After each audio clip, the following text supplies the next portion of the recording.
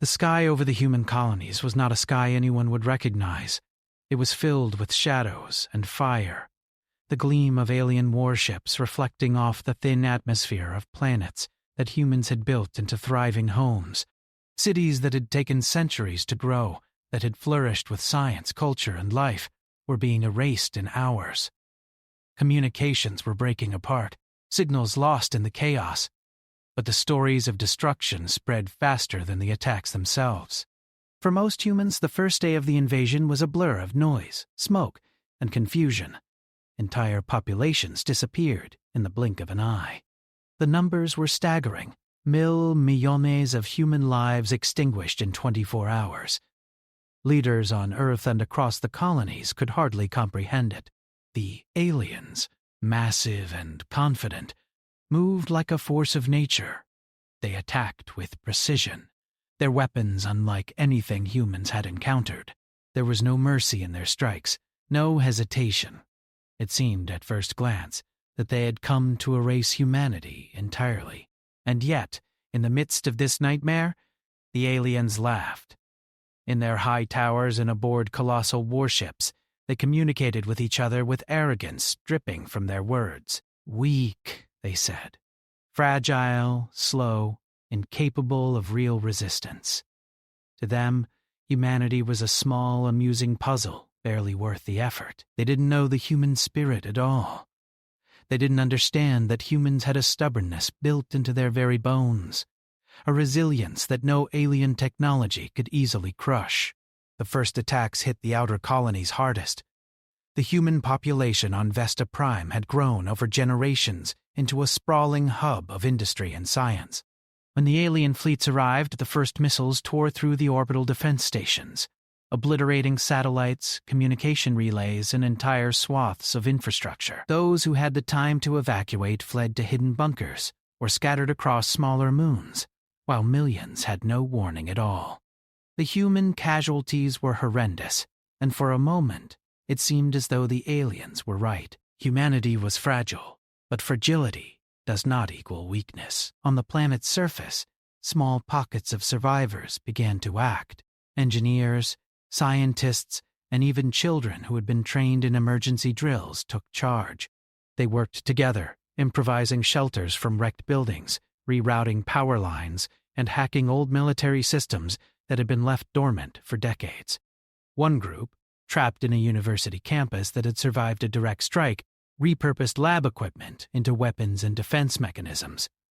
Glass beakers became makeshift sensors. Old drones, intended for scientific research, were armed with explosives and sent into the alien columns.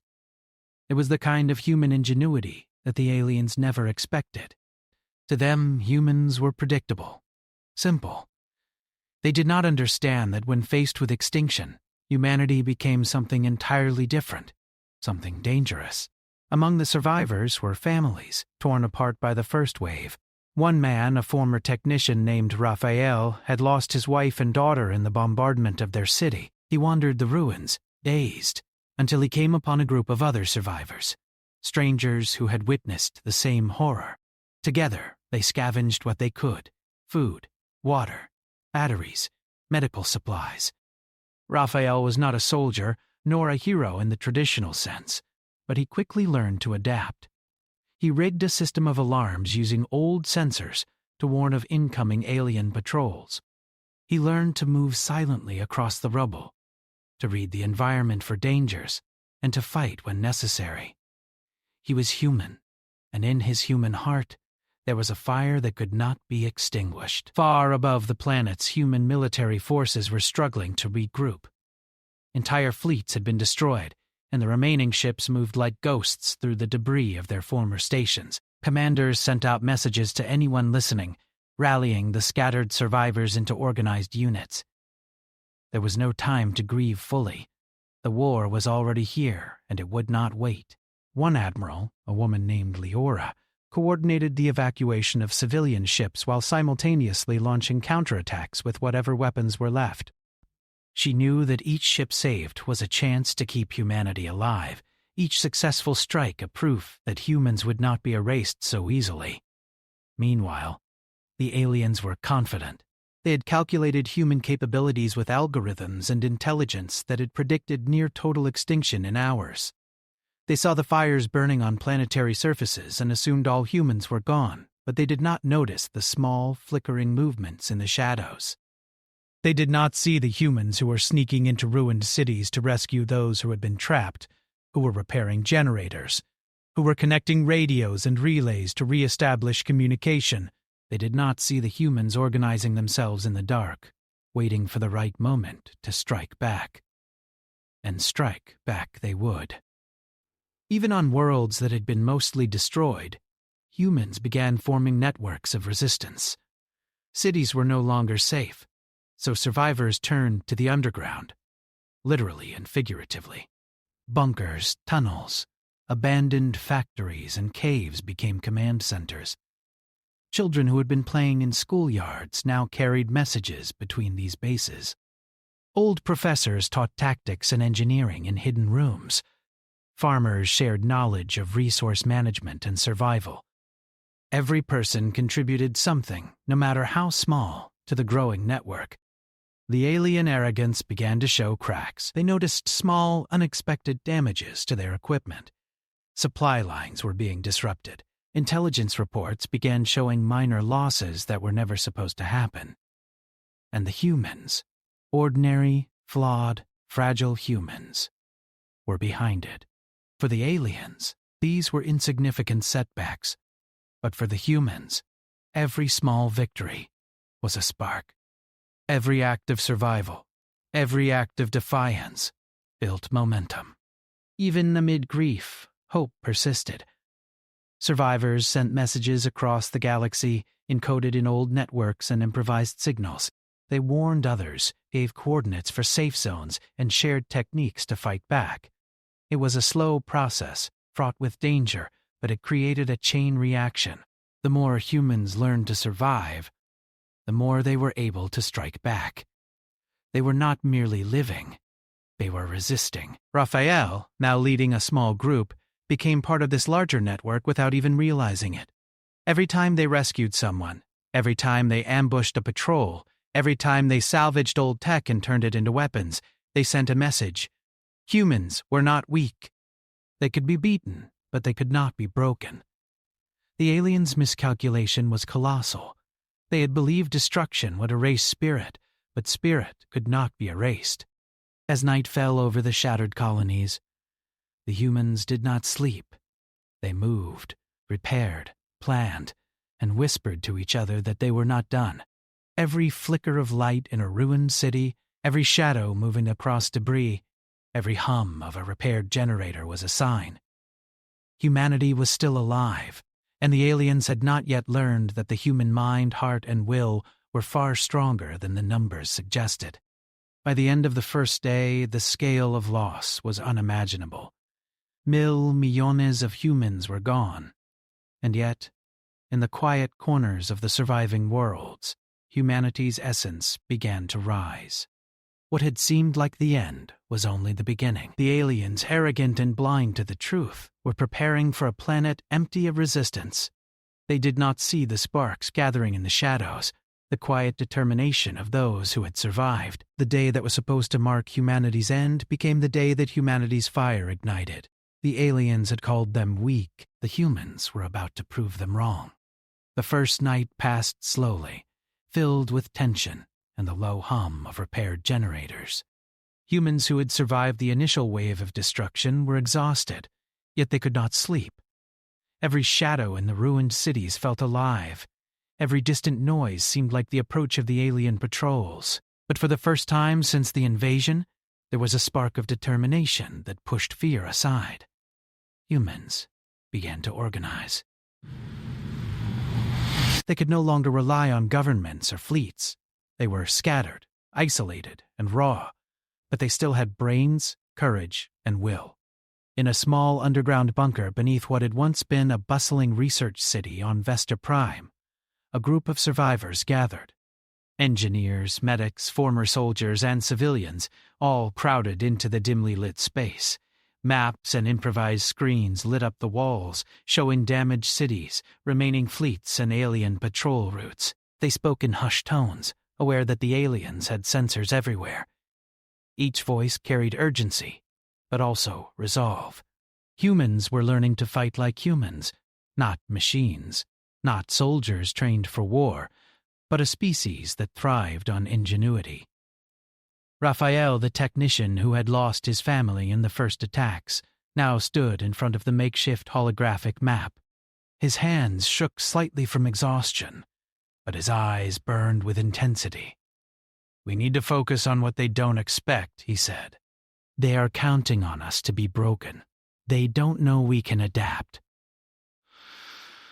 "We will use that." Nearby, Leora, the admiral who had survived the fleet ambush, nodded. Her uniform was torn and stained, but her posture was straight, commanding respect. "We can't win by meeting them head-on. Our fleets are too small. But they rely on coordination, on predictable routes. They think human survivors will scatter and die. That's our advantage." "We can strike where they are weak. It wasn't long before the survivors began improvising." Old drones, designed for scientific research, were fitted with explosives and remote controls. Emergency generators powered sensors that were once part of city surveillance, allowing humans to detect alien patrols before they arrived. Engineers modified existing weapons with scavenged energy cells, creating devices that could disable alien shields temporarily. Even children and teenagers, trained in emergency survival drills, carried messages between the hidden bunkers, avoiding patrols and bringing back crucial information. Every small action counted. The aliens, confident in their calculations, did not notice the first human sabotage attempts. Supply convoys were sabotaged by hidden charges, communication arrays were disrupted, and patrols found their sensors tampered with. The human attacks were minor, but they sent a message. Humanity was not defeated. It was an awakening. Across multiple planets, survivors connected through improvised communication networks. Each success gave them confidence. On one moon, a small group of humans managed to capture a functioning alien probe. It was a treasure trove of information. By studying its programming, they discovered the aliens relied heavily on automated guidance systems. They were not capable of thinking outside their protocols without confusion. The revelation was electrifying. If humans could exploit that rigidity, even in small ways, they could strike fear into the invaders. The first coordinated operation was set into motion. It was simple, risky, and perfectly human. A small team of survivors would infiltrate an abandoned orbital station that the aliens had turned into a supply hub.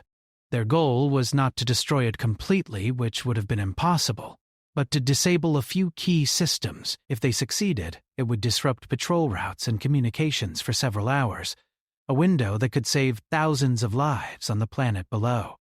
Raphael volunteered to be part of the team. His skills with machines and electronics made him invaluable. Leora coordinated from the bunker, guiding the team through the operation in real time. The journey to the station was tense. They moved in small pods, cloaked and silent, avoiding detection as they approached the massive alien structure orbiting the planet. Every second felt like an hour. Inside the station, the team found corridors lined with alien technology, glowing with an eerie light. It was unlike anything they had seen before. Machines hummed and shifted, responding to the presence of intruders in ways that were unsettling. Yet the humans adapted. They used their knowledge of improvisation, moving silently, bypassing security systems, and planting charges in the critical nodes of the station's energy grid. The aliens were not expecting unpredictability, and it became their weakness. When the charges detonated, alarms screamed across the station. Systems failed, and the patrol drones were thrown into confusion. The humans escaped just as the alien fleet began to respond. They returned to the surface, not with glory, but with knowledge and hope. Their actions had demonstrated something fundamental. Humans were not passive. Humans could act. Humans could fight. The news of their success spread quickly among other survivors. Radio messages carried excitement. and relief. It was a small victory, but for a species facing extinction, it was monumental. Communities began to see that survival was possible, and resistance was not futile. Humans began planning larger, coordinated efforts. Each success inspired new ideas, new tactics, and a stronger will. On other planets, humans were discovering similar truths. A group on the industrial world of Arcturus Station managed to rig a series of reactors to create electromagnetic pulses, temporarily disabling alien ships orbiting the planet. Another team on Lyra III used old mining equipment to dig tunnels beneath alien patrol paths, allowing them to sabotage supply convoys. Every action, no matter how small, was amplified by human ingenuity and courage. The aliens began to notice. Their reports indicated unusual disruptions in their plans. Systems were failing, patrols were ambushed, and automated routines were being manipulated. To the alien command, these were annoyances, but they could not understand the scope. Humans were not following predictable patterns. They were learning, adapting, and, most dangerously, thinking creatively. Each human action was unpredictable, uncalculated, and that unpredictability was lethal. In hidden command centers, humans began training in ways that were unconventional but effective. Engineers learned combat techniques. Medics learned sabotage. Civilians learned stealth and reconnaissance. The line between soldier and survivor blurred. Humanity's strength was not in any single individual. It was in the collective ability to adapt and innovate under pressure. Raphael, Leora, and others continued their work, connecting survivors across planets, sharing strategies, and coordinating attacks. The network grew silently, an invisible web of human determination that the aliens had not anticipated. Each victory, each act of resistance, fueled hope. Each successful strike reminded humans that even in the face of unimaginable loss, they were not powerless. Even as the aliens bombarded planets, the humans refused to be broken. They rebuilt, repaired, and rearmament. They studied the enemy, learned their weaknesses, and turned them into opportunities. Fear existed, but it was tempered by purpose. Rage at their losses became a tool, sharpened by intelligence and discipline. Humanity was discovering that the true power of a species was not measured by numbers or firepower, but by creativity, resilience, and the will to survive against impossible odds. By the end of the second week, small pockets of resistance had grown into coordinated units. Humans were no longer hiding entirely. They were striking back. Supply lines were disrupted on multiple worlds. Alien patrols were ambushed, and communications that the aliens considered secure were infiltrated. Each success inspired another. For the aliens, the initial perception of weak, fragile humans was collapsing. Their calculations, their arrogance, their confidence in human fragility were being challenged at every turn. Humans were showing a capacity for resistance that they had never predicted. Among the human survivors, morale was rising. They shared stories of small victories, lessons learned, and acts of bravery. Children who had once cowered in basements were now carriers of messages and intelligence. Scientists and engineers were inventing tools and tactics in real time. Soldiers were learning to fight not as individuals, but as part of a dynamic and unpredictable force. The first coordinated attacks had shown humans that even in the face of overwhelming odds, they were capable of action, adaptation, and victory. It was no longer just about survival. It was about reclaiming the right to exist. To prove that the aliens' label of weak was wrong, humanity was learning to become something greater than they had ever imagined, and the aliens, confident and arrogant, were beginning to realize they had miscalculated. They had expected humans to break, to scatter, to die quietly. Instead, humans were learning to fight back, to turn every loss into knowledge, every defeat into a lesson, and every small victory into hope. The universe watched, unknowingly, as humanity began to rise from the ashes of the first catastrophic day. The spark of resistance had become a flame. The aliens had underestimated not just the intelligence of humans, but the strength of the human spirit. Humans were no longer merely survivors. They were a force to be reckoned with, unpredictable, resilient, and united by a singular purpose: to endure, to fight, and to prove that no matter the loss, humanity would not be defeated. The first day had been catastrophic, the first week devastating, but the first act of human resistance had begun, and it was only the beginning. The second week had passed, and humanity was no longer reacting. They were beginning to take the fight to the aliens. Small victories had grown into organized operations. Survivors on scattered worlds coordinated through hidden channels, their networks spanning destroyed cities, underground bunkers, and makeshift orbital stations. Every human involved understood one simple truth: the universe had underestimated them. On a once thriving industrial planet, Raphael now led a team of survivors in the heart of the ruins. The city above them was mostly ash and rubble, but the underground tunnels teemed with activity. Engineers worked on reassembling drones, soldiers trained civilians in combat techniques, and medics prepared for casualties that they hoped would never come. Despite exhaustion and grief, hope had taken root, and with hope came a dangerous thing. The aliens depend on routine, Raphael explained to his group as they gathered around a holographic map of the sector. Their patrols are predictable in some ways, but rigid in others. They respond based on calculations, not intuition. That's our advantage. We will hit where they are weakest, strike fast, and disappear before they understand what happened. Leora, now coordinating operations across multiple planets, listened from the communications hub. Her voice was calm but firm as she guided the scattered teams. Every strike counts. Don't try to destroy everything. They expect that.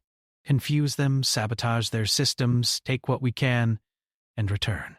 The more unpredictable we are, the more fear we will sow. They may have weapons, but we have minds. The first large-scale coordinated attack was planned on 3 fronts simultaneously. On Vesta Prime, a team would infiltrate a partially damaged alien orbital station to disrupt their supply lines. On Arcturus Station, another team would use electromagnetic pulses to temporarily disable a fleet of alien ships. And on Lyra 3rd, a group would sabotage a critical alien communications hub, cutting their coordination across several planets. It was risky, but the potential payoff was enormous. Raphael's team prepared for the Vesta Prime operation. They moved through the shadows, bypassing alien patrols with careful timing and improvised stealth tools. The orbital station, once thought untouchable, was vulnerable in ways that only human creativity could exploit. Using captured alien technology and old human drones, they infiltrated the station, moving silently through corridors that hummed with alien energy. Every step required precision. Every mistake could mean death. Inside the station, humans adapted quickly. They planted devices that scrambled enemy sensors, allowing them to move undetected. They hacked energy nodes, creating temporary power surges that disabled critical systems. Every small disruption compounded into chaos for the aliens. By the time the team retreated, the station was in disarray, unable to coordinate with nearby patrols. It was a victory of ingenuity over brute force, a hallmark of human resilience. Meanwhile, on Arcturus Station, another human group prepared their electromagnetic pulse operation. Old mining equipment and repurposed generators were connected to create a massive discharge capable of disabling the alien ships temporarily. The plan required precise timing and absolute synchronization. If they failed, the aliens could retaliate instantly. When the pulse was activated, alien ships twitched and faltered in space. Sensors went dark, automated weapons froze, and the human fleet below took advantage, launching targeted strikes. Though the pulse lasted only minutes, the effect was devastating. Humans had struck at the heart of a superior force and survived. On Lyra III, the sabotage team worked tirelessly. They moved beneath alien patrol paths, navigating tunnels that were often unstable. Using human intuition and ingenuity, they bypassed complex systems and successfully disabled communication arrays that controlled multiple sectors. For the first time, humans had effectively blinded parts of the alien network. Patrols floundered, confusion spread, and humans could anticipate enemy movements more accurately. Across the galaxy, humans were beginning to see patterns in alien behavior. The invaders were technologically superior, yes, but their reliance on rigid systems and protocols made them vulnerable. Humans exploited their own weaknesses with speed, creativity, and unpredictability. The aliens had underestimated the human capacity to adapt. Where they had expected broken survivors, they faced coordinated resistance, carefully orchestrated chaos that forced them to rethink their assumptions. Back on the ground in the ruined cities, the survivors celebrated each small victory, but they did not underestimate the cost. Every operation carried risk, and losses were inevitable. Families, friends, and comrades were lost along the way, but each sacrifice strengthened the resolve of those who remained. Humans were learning that strength was not measured in numbers alone, but in the ability to endure, to adapt, and to continue fighting despite unimaginable loss. Raphael walked through the underground tunnels, observing teams at work. Young engineers worked alongside retired soldiers, medics patched wounds, while also teaching emergency field tactics, and civilians trained in basic combat skills to support operations. There was no strict hierarchy here. Each human contributed what they could, and together they formed a force greater than the sum of its parts. This was not a traditional army.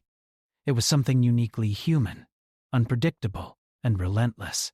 Even as humans celebrated their successes, the aliens were beginning to notice. Reports from command indicated unusual resistance, disruptions, and losses they could not easily explain. Their confidence was shaken, though they did not yet fully understand why. To them, these were anomalies, small inconveniences, but the humans were creating something far more dangerous than the aliens realized. They were creating experience, learning from each encounter, and preparing for larger operations. Across multiple sectors, humans began planning simultaneous strikes. They coordinated across worlds, ensuring that alien forces could not respond effectively to all threats at once. Supply convoys were targeted, patrols were ambushed, and communication lines were repeatedly sabotaged. Each operation was a test of ingenuity and courage, pushing humans to innovate and adapt in ways that no alien could anticipate. The human victories, though still small in scale compared to the total power of the alien forces, began to shift the psychological balance. Survivors who once felt hopeless now felt capable. Communities previously isolated began connecting, sharing intelligence and reinforcing each other's efforts. Humans were no longer passive. They were learning, teaching, and adapting on a scale that the aliens could not compute.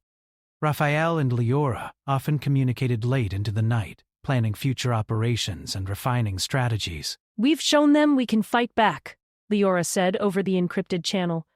"Now we need to keep escalating. Hit harder, strike faster, and force them to react. We cannot let them regain control." Raphael nodded, thinking of the countless lives lost, the cities destroyed, and the families torn apart. He also thought of the determination in the eyes of every survivor he had seen that week. Humans had been broken, but they were not defeated. Every operation, every sabotage, every ambush was proof that humanity could endure, adapt, and grow stronger under pressure. In the following days, human forces expanded their operations. Fleets that had once been reduced to shadows now moved in coordinated strikes, hitting alien supply lines and capturing critical data. On planets across the system, humans used guerrilla tactics, traps, and improvised weapons to disrupt alien movements. Even minor victories had an outsized impact, slowing alien advances and forcing them to rethink their strategies. The aliens began to fear the unpredictable. What they had assumed would be a simple campaign of destruction became a complex, chaotic battle against a species that refused to follow predictable patterns. Each human operation, small or large, revealed something vital. Humans were not fragile. They were clever, resourceful, and unyielding. The day that had started with millions of deaths had transformed into a testament to the human spirit. Raphael looked at the holographic map again, seeing the locations of each human operation and the disruptions caused to the alien forces. It was a complicated web, constantly changing, growing stronger with each passing hour. He felt a surge of pride, tempered by grief for those lost. Humans were proving that they could not be erased.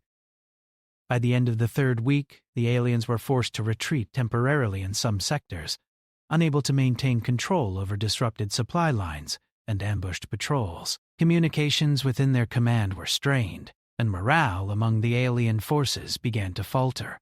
The humans had transformed from survivors into strategists, fighters, and tacticians, exploiting weaknesses and turning every setback into opportunity. The universe, which had watched humanity's near annihilation, was now witnessing something remarkable.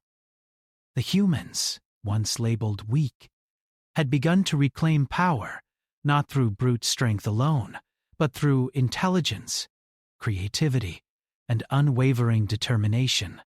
Every act of resistance, every calculated strike, was proof that humanity's spirit could not be destroyed. The aliens may have counted on numbers, weapons, and technology, but the humans had something they could not calculate: the will to survive, the ability to adapt, and the courage to fight back against impossible odds. Humanity's rise from the ashes was not complete, but it was unstoppable. Raphael, Leora, and countless other survivors looked toward the future with cautious optimism. The first catastrophic day had taken millions of lives, but it had also forged a new kind of human, one that refused to yield, that learned quickly, and that would not be underestimated. The next phase of the struggle would be larger, riskier, and even more decisive. Humanity was ready, and the aliens who had mocked humans as weak and fragile were beginning to learn the hardest lesson of all. Strength is not always measured by numbers or technology, but by determination, intelligence, and the unbreakable will of a species that refuses to die quietly. The universe watched in silent anticipation as humanity prepared for the decisive phase of resistance. After weeks of scattered victories and calculated strikes, humans were no longer merely survivors. They were strategists, fighters, and innovators, united by one singular purpose: to reclaim their place among the stars. The alien invaders, once confident of a swift victory, had begun to experience something entirely unexpected: fear. Raphael stood in the command center of the rebuilt Vesta Prime underground bunker, surrounded by dozens of humans coordinating the next operation.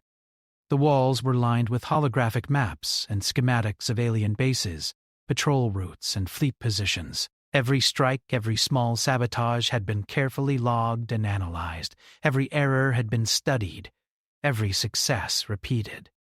Humans were learning faster than the aliens could adapt.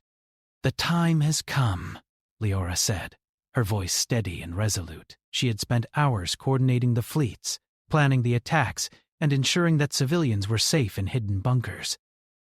"We strike simultaneously on 3 fronts: Vesta Prime, Arcturus, and Lyra. Every operation is synchronized. Every move is calculated. This is our chance to change the course of the war." Raphael glanced at the team around him, seeing the determination mirrored in their eyes. There was fear, yes, but it was tempered by courage. Each human present had lost friends, family, or colleagues in the initial attacks. Each had witnessed the devastation of the first day. And yet, here they were, ready to fight, not for revenge alone, but for survival, for hope, for humanity itself. The first wave began on Vesta Prime.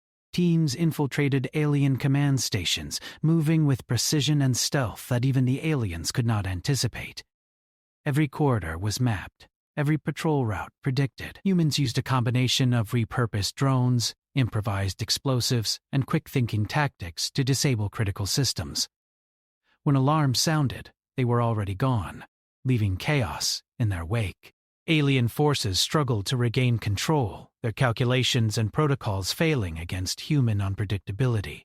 On Arcturus Station, The electromagnetic pulse operation was more powerful than any previous attempt. Engineers had refined the design, creating a controlled surge that disabled multiple alien ships simultaneously. The human fleet seized the opportunity, launching strikes that damaged supply lines, destroyed key vessels, and forced the aliens to retreat temporarily. The humans had taken the fight to the enemy in a way that was bold, precise, and entirely unexpected. Meanwhile, on Lyra III, the Sabotage team achieved a level of disruption that would have seemed impossible weeks earlier. Alien communication hubs were disabled, patrols were rerouted into traps, and critical supply depots were destroyed. The aliens, unable to coordinate effectively, were left vulnerable to human strikes across multiple sectors. Each success compounded, spreading confusion and forcing the invaders to react defensively rather than aggressively. Raphael and Leora coordinated from the bunkers, their minds focused on every detail. They communicated across planets, sharing real-time updates, adjusting strategies, and guiding teams through unexpected challenges. It was not just strategy, it was improvisation under pressure, human ingenuity at its finest. They had learned that in war, flexibility and creativity were as deadly as firepower. The alien forces, previously confident and dismissive, were beginning to panic. Their initial calculations had assumed humans would collapse after the first catastrophic day. They had predicted obedience to logic, predictability in response, and a slow, inevitable extinction. What they faced instead was a species capable of rapid adaptation, creative thinking, and relentless action. Every strike humans carried out disrupted the alien command structure, spread fear among their ranks, and forced them to waste resources on damage control. On Vesta Prime, Raphael's team reached the central command hub of the alien occupation. The room pulsed with alien energy, filled with glowing consoles and strange machinery.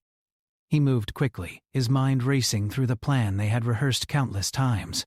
Using a combination of human intuition and the knowledge gained from captured alien technology, they disabled the main control systems. Alarms rang, lights flickered, and the aliens scrambled to respond. But humans were already gone, melting into the shadows as the command hub systems failed. The victory was more than tactical, it was psychological. Humans had struck at the very heart of the alien control structure and survived. It sent a message across the galaxy. Humanity would not be broken, would not surrender, and would not die quietly. On Arcturus, the human fleet capitalized on the chaos created by the pulse. Ships moved in coordinated formations, striking supply lines, disabling weapon systems, and capturing alien vessels intact. For the first time, humans were not merely surviving, they were asserting dominance. Each successful engagement further weakened alien morale and forced them to rethink their entire strategy. On Lyra III, human forces exploited the alien confusion, capturing technology and data that would aid future operations. Every map, every communication log, every piece of intelligence gained was used to plan the next phase of strikes. Humans were turning the tide not just with weapons, but with information, creativity, and relentless willpower. Raphael paused for a moment, looking at the holographic map showing the progress across multiple planets. Each victory, no matter how small, contributed to a larger pattern, a network of resistance, coordination, and human ingenuity. They were learning faster than the aliens could adapt, and the aliens were beginning to falter under the unexpected resilience of their prey. The humans also began using psychological tactics. Propaganda, cleverly disguised signals, and messages of defiance were sent across the galaxies where alien forces were stationed. The intent was simple: to create doubt, fear, and hesitation. The aliens, who had assumed total superiority, were now second-guessing their strategies. Humans had turned psychological warfare into an extension of their physical attacks. The following days saw humans striking on multiple fronts simultaneously. Each operation was coordinated, precise, and deadly in its unpredictability. Supply chains were crippled, patrols ambushed, and key installations destroyed. Aliens found themselves reacting instead of acting, defending instead of attacking. The initiative had shifted. The humans had seized control of the battle, proving that they were far more than survivors. They were a species that could fight back, learn, and dominate under extreme pressure. As the conflict escalated, survivors on the ground became heroes in ways previously unimagined. Civilians became strategists, engineers became combat leaders, and medics became fearless operatives in the field. Each human contributed in ways only humans could, through intuition, creativity, and the unyielding will to survive. The alien forces, despite their advanced technology, could not match the adaptability of the humans. Raphael found himself on the front lines once again, leading a small strike team into an alien command facility on a recently captured moon. The mission was critical: disrupt communications and secure alien intelligence that could help human forces coordinate larger attacks. The facility was heavily guarded, but humans had learned to anticipate alien behavior, to exploit rigid protocols, and to strike with speed and precision. The operation was tense. Alien patrols moved predictably in some areas but relied on automated systems in others.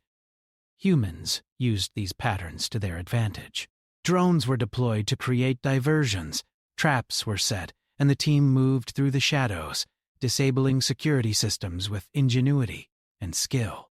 By the time the aliens responded, humans had completed their objectives and melted back into hidden tunnels, leaving chaos and confusion in their wake.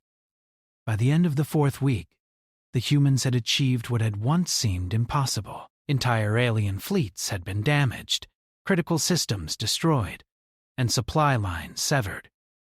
For the first time, humans held the initiative. The aliens, who had entered human territory with confidence and arrogance, were retreating in some sectors, regrouping, and reconsidering their assumptions about humanity. Raphael and Leora watched the progress unfold from their command hub. They had transformed from survivors into leaders of a coordinated galaxy-spanning resistance. Humans were no longer the species the aliens had underestimated. They were unpredictable, clever, and relentless. Each act of ingenuity, each strike, and each victory had built momentum that the aliens could not overcome. Humanity had proven something that no alien calculation could account for. Even after losing millionaires of lives in a single day, humans were capable of rising stronger, smarter, and more united than ever. The first catastrophic day had been intended to erase humanity. Instead, it had ignited a fire that no force in the galaxy could extinguish. The aliens, once confident in their superiority, were now learning a bitter truth. Strength was not measured solely in numbers, weapons, or technology. True strength was measured in adaptability, intelligence, creativity, and the unyielding will to survive. Humans, against all odds, had embodied that strength. In the weeks that followed, humans continued to consolidate their victories. Cities were rebuilt, fleets were repaired, and networks of resistance expanded. Every action, from sabotage to strategic strikes, reinforced the central truth of human existence. No matter how devastating the loss, humanity would endure.